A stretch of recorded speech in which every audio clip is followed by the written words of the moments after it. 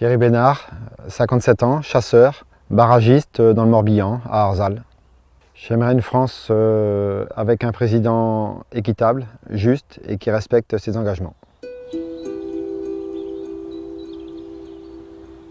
En tant que chasseur, j'attends que le président veille au moins à ce qu'il y ait le même accord, que la chasse reste autorisée comme elle l'est aujourd'hui, parce que c'est une nécessité. Oui, les règles qui existent peuvent convenir, mais il ne faut pas qu'elles soient durcies encore davantage, parce que les chasseurs ne pourront plus exercer entre guillemets leur mission de chasseur, de régulation, etc., etc.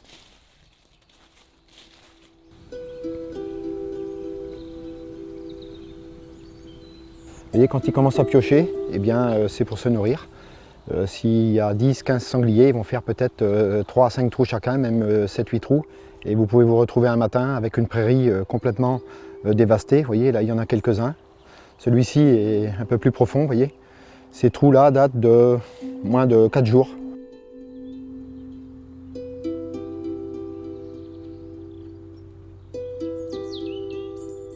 Ce qui est important, c'est de comprendre qu'il y a de plus en plus de sangliers. Et si ce n'est pas régulé, les dégâts vont être encore plus importants. Et sur nos exploitations, les trous qu'ils peuvent faire, ça génère d'abord des rendements en moins, des fourrages en moins. Et ça peut aller jusqu'à un quart de fourrage sur certaines parcelles. Et forcément, c'est un manque à gagner en fourrage qu'on doit compenser en l'achetant. Plus une dégradation, il faut ressemer, donc ça a un coût, quoi.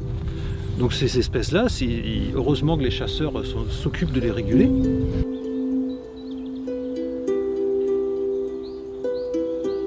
Je me sens écologiste avant tout.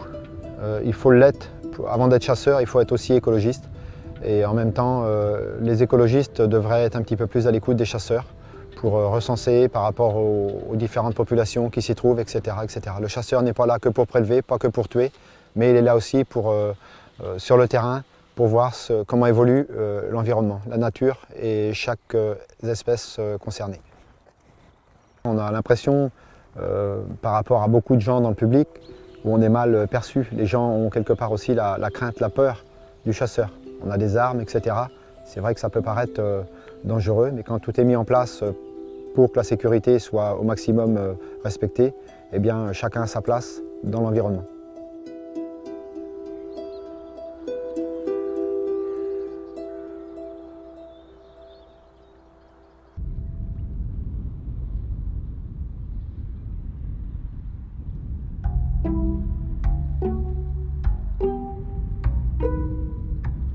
J'ai 57 ans, voilà, je vais essayer de choisir le candidat en fonction de ce qu'il dira sur les retraites de fonctionnaires, puisque je suis fonctionnaire. Malheureusement, je pense qu'on va encore reculer l'âge de la retraite, mais je ne suis pas vraiment pour. Parce que je me dis, par exemple, quelqu'un qui a commencé à travailler assez tôt, c'est mon cas, je pense a envie de pouvoir prendre sa retraite au bout de 40 ou 42 ans de cotisation et de pouvoir vivre une retraite décente, parce que si on attend encore plus à prendre sa retraite, peut-être qu'un jour on ne la verra pas.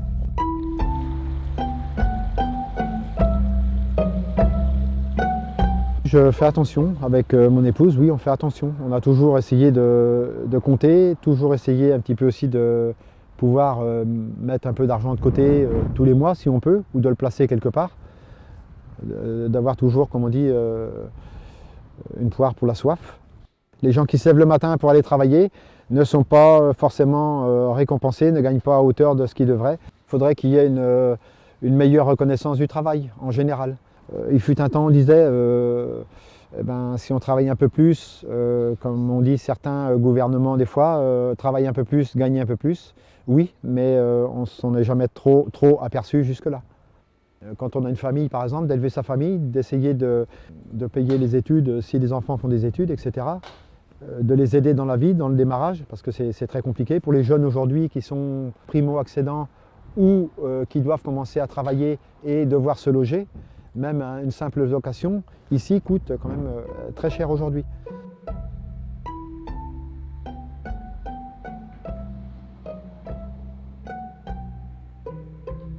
On vieillit tous, on arrive tous à un moment où malheureusement nos familles doivent s'occuper des plus âgés.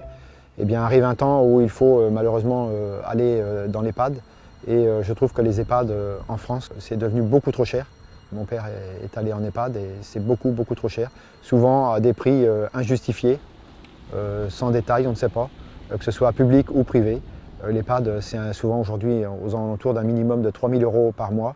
Et quand les gens n'ont pas suffisamment au niveau de leur retraite, eh bien, comment fait-on? Et je pense que c'est pour les prochaines années à venir, les prochaines décennies, ce sera très compliqué de s'occuper de nos aînés.